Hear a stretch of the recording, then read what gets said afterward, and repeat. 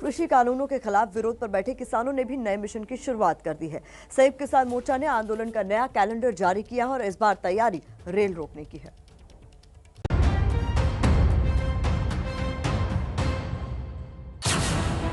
Rail का चक्का जाम करेंगे किसान। 18 तारीख को रेल का चक्का जाम करने का कॉल दिया गया है।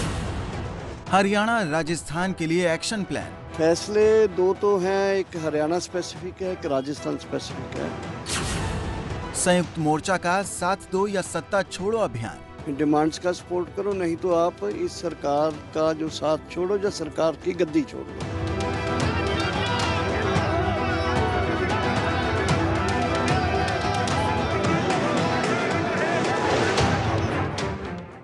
तीनों कृषि कानूनों के खिलाफ किसान आंदोलन 78वें दिन में दाखिल हो चुका है, लेकिन सरकार से बात अब तक नहीं बनी। हालांकि बुधवार को प्रधानमंत्री नरेंद्र मोदी ने लोकसभा में किसानों को लेकर चर्चा की बात जरूर कही। सब कुछ वैसा का वैसा वो है पुराना। क्या हुआ है, एक अतिरिक्त विकल्प व्यवस्था मिली है, वो भी क्या कंपलसरी है। किसी कानून का विरोध तो तब मायना रखता है कि जब वो कंपलसरी हो, ये तो ऑप्शनल है। आपको मर्जी पड़े यहां जाना है जाइए, आपको मर्जी पड़े वहां नहीं जाना है वहां जाइए, जहां ज्यादा फायदा हो वहां किसान चला जाए, ये व्यवस्था की गई है। जिस वक्त पीएम ने यह ऐलान किया, उसके ठीक कुछ घंटे बाद ही किसान संयुक्त मोर्चा ने नए सिरे से अपने आंदोलन का एक्शन प्लान पेश कर दिया। इस बार कोशिश दिल्ली की दहलीज से आगे देश भर में अपनी मौजूदगी दर्ज कराने की है और इसके लिए संयुक्त किसान मोर्चा ने रेलवे की राह रोकने का आह्वान किया है। तारीख 18 फरवरी की मुकर्रर की गई है, लेकिन ट्रैक्टर मार्च की तरह कहीं ये नई कोशिश भी हिंसा की भेंट न चढ़ जाए, इसलिए शांति की अपील अभी से कर दी गई है। 18 तारीख को रेल का चक्का जाम करने का कॉल दिया गया है, जो दोपहर 12 बजे से लेके शाम 4 बजे तक 4 घंटे का ट्रेन जो है उसका रास्ता रोका जाएगा पूरे देश में। लोगों को यही बोलना है, एकदम पीसफुल रेल ट्रैक के ऊपर बैठे, कोई वायलेंस को बिल्कुल ही बचा जाए, अपनी तरफ से कोई ऐसा कार्य ना किया जाए। धरने पर बैठे किसान संगठनों को उम्मीद थी कि संसद सत्र में सरकार पर दबाव बढ़ेगा, लेकिन वैसा होता दिख नहीं रहा। इसलिए संयुक्त किसान मोर्चा ने आंदोलन का नया कैलेंडर जारी किया है, जिसके मुताबिक 12 फरवरी यानी कल से राजस्थान में सभी टोल प्लाजा को फ्री करने की मुहिम चलाई जाएगी। 14 फरवरी को पुलवामा के शहीदों की याद में देश भर में कैंडल मार्च और मशाल जुलूस निकाला जाएगा। 16 फरवरी को किसान मसीहा छोटू राम की जयंती के दिन देश भर में किसान एकजुटता का प्लान है। इसके अलावा देश भर में पहले से चल रहे किसान पंचायत कार्यक्रम को भी आगे बढ़ाया जाएगा। दिल्ली के लिए निकले पंजाब के किसानों की राह सबसे पहले खट्टर सरकार ने ही रोकी थी, इसलिए संयुक्त किसान मोर्चा ने हरियाणा से ही हुंकार भरने का ऐलान कर दिया है। निशाने पर सीधे सीधे बीजेपी जेजेपी की गठबंधन सरकार है। रणनीति दोनों ही दलों के विधायकों की घेराबंदी की है, लेकिन लोगों के बीच संदेश ये न जाए कि संयुक्त किसान मोर्चा का कार्यक्रम किसी दल विशेष के खिलाफ है, इसलिए आंदोलन की धार राजस्थान में भी दिखेगी। हरियाणा के जो लोग हैं वो स्पेसिफिकली जो बीजेपी और जेजेपी के लोग हैं, उनके जो एमएलएस हैं उनको अप्रोच करेंगे और अप्रोच करके उनको बोलेंगे भी या तो आप हमारे आंदोलन का सपोर्ट करो, डिमांड्स का सपोर्ट करो, नहीं तो आप इस सरकार का जो साथ छोड़ो या सरकार की गद्दी छोड़ दो। राजस्थान के लोगों को कॉल दिया गया है कि जितने भी टोल प्लाजे राजस्थान में हैं उनको पूरा ही उनको फ्री कर दो, उनको खोल दो।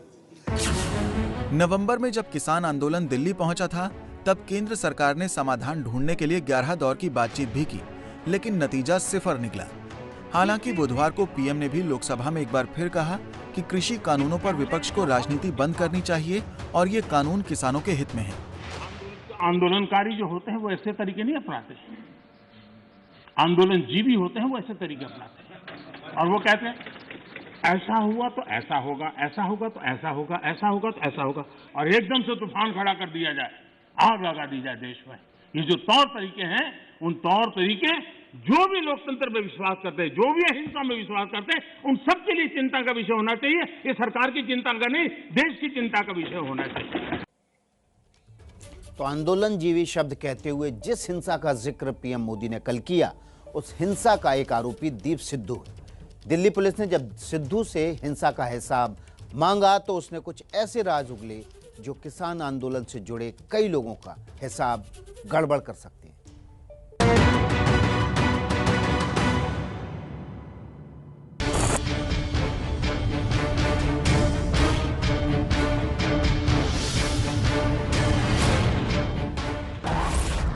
दीप सिद्धू से 26 जनवरी की हिंसा का हिसाब।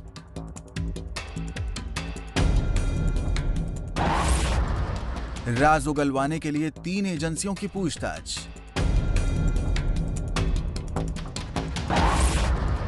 सिद्धू की अनहोनी थ्योरी का अब होगा पर्दाफाश। ये चेहरा पंजाबी फिल्मों में कभी नायक हुआ करता था, लेकिन अब पुलिस की फाइलों में इसकी पहचान गणतंत्र दिवस के एक खलनायक की है। आरोप तो यहां तक है कि यह खलनायक खालिस्तानी समर्थक है, लेकिन फिलहाल दिल्ली पुलिस इससे 26 जनवरी की हिंसा का हिसाब मांग रही है और सिद्धू ने जो जानकारियां दी हैं, वो आंदोलन से जुड़े कई लोगों का हिसाब गड़बड़ा सकती हैं। इसीलिए रिमांड के पहले दिन दिल्ली पुलिस की क्राइम ब्रांच टीम के डीसीपी रैंक के अधिकारियों ने तो सिद्धू से पूछताछ की ही, बड़ी साजिश की आशंका को ध्यान में रखते हुए आईबी के अधिकारी भी पूछताछ करने पहुंचे। जांच एजेंसियों ने दीप सिद्धू से उसके बनाए तमाम वीडियो और स्पीच दिखाकर सवाल किए। जब सिद्धू से पूछा गया कि वो 26 जनवरी के दिन कहां गया था, तो सिद्धू ने जवाब दिया कि गणतंत्र दिवस की सुबह वो सिंघू बॉर्डर आया था। सूत्रों के मुताबिक सिद्धू के साथ उसके 3 साथी भी थे। अलग अलग रास्तों से होकर वो सुबह 11 बजे लाल किला पहुंचा था। लाल किला पहुंचने के बाद उसने फेसबुक लाइव शुरू कर दिया था। ये दिल्ली पुलिस के कस्टडी में है। We are investigating. अभी उस का इंट्रोगेशन हो रहा है, जो लोग हमारी कस्टडी में। सिद्धू ने पुलिस को बताया कि वो 25 जनवरी की रात को ही सिंघू बॉर्डर के पास किसी जगह पर रुका था, लेकिन हिंसा के बाद वो जब सिंघू बॉर्डर लौटा तो उसकी करतूत की वजह से कुछ किसान नाराज थे। और ये तस्वीर 27 जनवरी की सुबह आई थी, जब ट्रैक्टर पर सवार होकर सिद्धू सिंघू बॉर्डर पहुंचा था। लेकिन हिंसा से नाराज कुछ किसानों ने उसका विरोध शुरू कर दिया। सिद्धू का दावा है कि कोई और अनहोनी ना हो जाए, इसलिए वो वहां से भाग निकला था। जांच में सिद्धू ने कुछ और खुलासे किए हैं, लेकिन जब दिल्ली पुलिस ने सिद्धू से ये पूछा कि वो लाल किला क्या करने पहुंचा था, तो इसका सही जवाब वो नहीं दे सका। हालांकि ये जरूर बताया कि उसके पास लगातार फोन आ रहे थे कि लाल किला चलना है, इसलिए वो भी चला गया। वो लोग कौन थे जिन्होंने सिद्धू को लाल किला आने का न्योता दिया, इस सवाल का जवाब भी दिल्ली पुलिस को ढूंढना है। इस बीच पुलिस के स्पेशल सेल के शिकंजे में एक और आरोपी आया है, जिसका नाम है इकबाल सिंह। इकबाल सिंह भी लाल किला परिसर में हिंसा फैलाने का आरोपी है। दिल्ली पुलिस ने इसके सिर पर 50,000 रुपए का इनाम रखा था। कई दिनों से इसकी तलाश में छापेमारी चल रही थी और बुधवार को पंजाब के होशियारपुर से इसकी गिरफ्तारी हुई।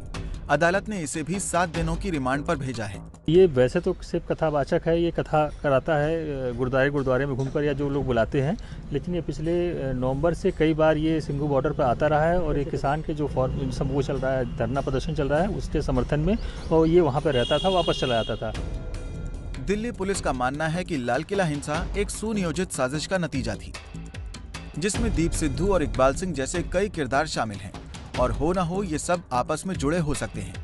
पुलिस के पास विदेशी फंडिंग की खुफिया जानकारी भी है, जिसकी पड़ताल भी पुलिस कर रही है, और मुमकिन है कि बहुत जल्द हिंसा की थ्योरी से पर्दा भी उठ जाए।